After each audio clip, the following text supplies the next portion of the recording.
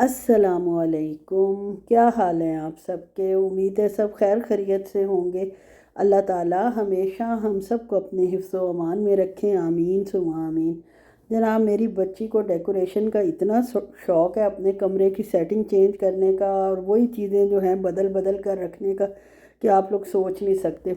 इस चक्कर में वो जनाब कुछ चीज़ें निकालती है, टेबल पर रखती है, कोई चीज़ अंदर ले जाती है और कोई चीज़ बाहर ले जाती है।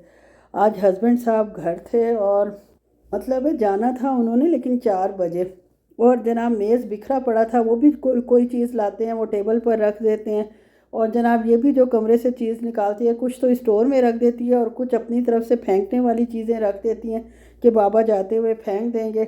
और बाबा साहब उसमें से काम की चीज़ें निकाल के अलहदा कर देते हैं और फिर उसको संभालने का अलहदा मसला हो जाता है। खैर जनाब, मैंने आज इनसे ही कहा कि मैंने कहा ये अपनी टेबल सेट करें अपने हिसाब से और इसको जो चीज़ें काम की हैं वो रख लें और जो बेकार हैं उनको फेंक दें। खैर उन्होंने बड़ी अच्छी टेबल सेट कर दी और बाकी चीज़ें सारी स्टोर में रख दी। फेंकना तो उन्होंने कुछ होता ही नहीं है ना, कोई चीज़ फातिमा के काम आ जाएगी, कोई चीज़ किसी के काम आ जाएगी। खैर कपड़े धोए थे, चादरें थी और कंबल था और इसको मैं बाहर गैलरी में जो तार लगवाई हुई है वहाँ डालने गई हूँ।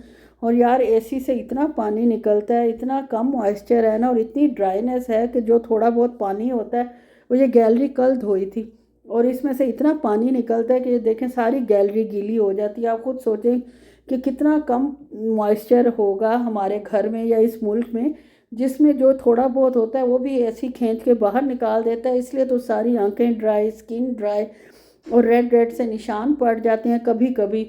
वो तो खैर ये है कि हम लोग लोशन वगैरह, और मैं तो खैर सरसों का ऑयल इस्तेमाल करती हूँ।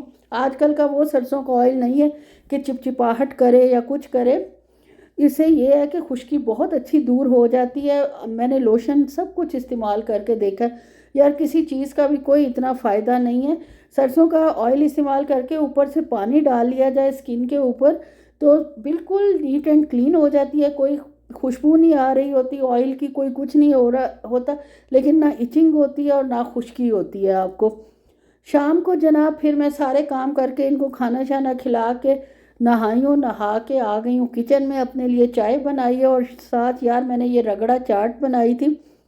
इंडियन रेसिपी है, पाकिस्तान वगैरह में तो रगड़ा चाट का नाम भी मैंने ज़िंदगी में नहीं सुना, रील्स वगैरह देख के मैंने सुना है। लेकिन जनाब मुझे वाइट चने उसमें डलते हैं, वाइट कलर का मटर होते हैं आई थिंक। मुझे ग्रीन मटर मिले थे। अब मुझे बताएंगी अनीस खातून बताएंगी और जो कोई मेरी इंडियन फ्रेंड है वो मुझे बताएंगी कि ये जनाब ग्रीन जो मटर होते हैं ड्राई, उनसे भी ये रगड़ा बन जाता है कि सिर्फ वाइट उससे बनता है, वाइट मटर से। खैर मेरे मुझे ग्रीन मिले थे अलमदीना हाइपर मार्केट से, इंडियन ही है, तो मैंने ग्रीन का ही रगड़ा चाट बना लिया। रेसिपी शेयर नहीं की थी, फर्स्ट टाइम बनाया था, इसलिए सोचा कि पहले खुद ट्राई करके देख लूँ, अच्छी बनेगी तो इंशाल्लाह शेयर करूँगी।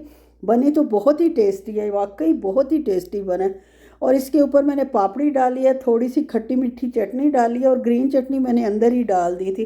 तो ये बहुत ही टेस्टी चाट जो है वो बनकर तैयार हो गई है। और इसको जब आप खाते हो तो आपको यार मज़ा आ जाता है, और चाय के कप हो और साथ ये तीखी सी चाट हो तो आप खुद बताएं कि उसका मज़ा क्या होगा। जो मेरी चटोरी मेरी तरह बहनें हैं, मैं भी बहुत चटोरी हूँ यार, खटाई वाली चीज़ें और चटपटी चीज़ें मुझे बहुत ज़्यादा पसंद है और मेरी बेटी उतना ही दूर भागती है। उसको थोड़ा तीखा पसंद है, थोड़ा खट्टा पसंद है, थोड़ी सी कोई चीज़ ज़्यादा हो जाए तो वो नहीं खा सकती। बस जनाब चाय भी तैयार हो चुकी है और चाय और ये खाने के बाद बजाय मैं एक्टिव होती और फ्रेश होती, मैं जनाब और ठुस हो गई हूँ। आज मेरा दिल ही नहीं चाह रहा था कुकिंग करने को। बाज़ों का तो ऐसा होता है, इतने लंबे दिन है यार, ख़त्म ही नहीं होता। जो दिन शुरू होता है माशाल्लाह जितने भी काम कर लो काम आपके ख़त्म हो जाते हैं, दिन ख़त्म नहीं होता। तो बहुत ही ज़्यादा मुझे तो बोरियत और डिप्रेशन और अजीब सी आजकल कंडीशन हुई हुई है। एसी में रह के आपको पता है, पानी आपको मैंने दिखाया अपनी गैलरी में कि इतना पानी सारा वो खींच लेता है और इतनी अजीब सी कंडीशन आजकल हुई हुई है ना। खैर अल्लाह रहम करेगा। पानी ज़्यादा ज़ाहिर है पीना चाहिए और एक बाउल में भर के पानी भी रख लेना चाहिए ताकि थोड़ा सा मॉइस्चर पैदा होता रहे। और आज मुझे बनाना था भिंडी गोश्त, हालांकि बिरयानी पड़ी हुई थी, मैंने काफ़ी ज़्यादा बनाई थी और बनी भी बहुत ही टेस्टी थी, सब ने बहुत शौक़ से खाई। लेकिन भिंडी गोश्त बनाना इसलिए ज़रूरी था कि 2 टाइम खाने के बाद मेरे हस्बैंड साहब तो तीसरे टाइम वो खाएंगे नहीं, 2-4 दिन बाद बेशक वो खा लेंगे जो मैंने बनाया है, वही बिरयानी बहुत शौक़ से खा लेंगे। लेकिन अगर 2 टाइम से ज़्यादा दी तो फिर जनाब मेरी शामत ही है। इसलिए मैंने पिछले तजर्बों को देखते हुए सोचा कि जितनी भी तबीयत बोझल है, जो भी है, चलें भिंडी गोश्त बना लेते हैं। और भिंडी मेरे पास पहले ही आपको पिछली वीडियो में दिखाया था, मैंने फ्राई करके रख ली थी। और गोश्त को मैंने डाल लिया था कुकर में, साथ लहसुन, अदरक, प्याज, नमक, मिर्च, हल्दी, धनिया, सफ़ेद ज़ीरा, थोड़ा सा गरम मसाला पाउडर भी मैं डालती हूँ, उससे मुझे टेस्ट अच्छा लगता है।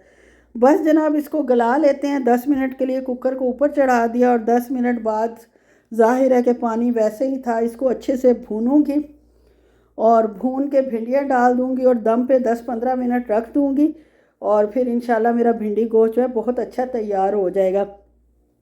भिंडी में हम लोग पानी बिल्कुल नहीं डालते भूनते हुए। पहले मैं थोड़ा बहुत डालने लग गई थी, लेकिन उससे टेस्ट इतना अच्छा नहीं आता। अगर ऐसे फ्राइड भिंडी को भुने हुए मसाले में डालो और दम वाली आंच पे 10-15 मिनट के लिए छोड़ दो, तो यकीन करें हल्की सी नीचे बेशक लग जाएगी, लेकिन उसका अपना बहुत अच्छा टेस्ट आ जाता है हंडिया में और बहुत ही मज़ेदार जो है वो भिंडी गोश्त आपका तैयार हो जाता है। खैर मेरे हस्बैंड की ये फेवरेट तरीन डिश है। और किसके हस्बैंड को भिंडी गोश्त पसंद है या उनकी फेवरेट डिश है? हम तो जब भी मॉल में जाते हैं मेरे हस्बैंड साहब मुझे यही कहते हैं कि यार भिंडी ले लो, भिंडी ले लो। मैं कहती हूँ यार खुदा का खौफ करे, अभी पिछले हफ्ते तो बनाई है, तो कह रहे हैं 5 दिन तो हो गए हैं, 4 दिन तो हो गए हैं। खैर जनाब अब मैंने सोचा मैं इतनी भिंडी बनाऊंगी कि ये खुद कहेंगे कि अभी कुछ अर्सा भिंडी को रेस्ट दो, उसके बाद लेके आना। भिंडी भूनने के बाद इसमें जनाब मैंने हरी मिर्चें भी डाली हैं और आखिर में हरा धनिया डाल दूंगी। और हरा धनिया धोया है क्योंकि ये मैंने नीचे फ्रिज में ही रखा हुआ था बग़ैर धोए हुए, और नीचे बाउल रखा है ताकि जो पानी है वो नीचे फ़र्श पर ना गिरे और मेरा एक्स्ट्रा काम फिर ना बढ़ जाए कि जनाब अब पानी भी सुखाओ और कमरा भी साफ़ करो, किचन भी साफ़ करो। एक तो ये बड़ा मसला है, कुछ गिरता है तो मुझे फ़िक्र पड़ जाती है कि उसकी सफाई पहले ज़रूरी है। अब ये देख लें इतनी सी नीचे थोड़ी सी लगी थी, जली हुई नहीं है, लेकिन टेस्ट वाइज ये बहुत ही अच्छा बनता है अगर आप इस तरह बग़ैर बिल्कुल पानी डाले हुए भिंडी गोश्त बनाते हैं तो। बहरहाल इसको निकाल लेते हैं बाउल में, आपको करीब से लुक भी दिखा देती हूँ और आपने मुझे बताना भी है कि आपको मेरी ये रेसिपी कैसी लगी है, भिंडी गोश्त कैसा लगा है और मेरे हस्बैंड ने जो टेबल सेट की है अच्छी की है कि नहीं की। और बस जनाब यहीं तक था मेरा व्लॉग। अच्छा लगे तो लाइक, शेयर और सब्सक्राइब कर दें और कमेंट भी कर दें। माशाल्लाह कुछ लोग देखते हैं लेकिन रिस्पांस कोई नहीं देते। खैर अल्लाह खुश रखे। अल्लाह हाफिज़।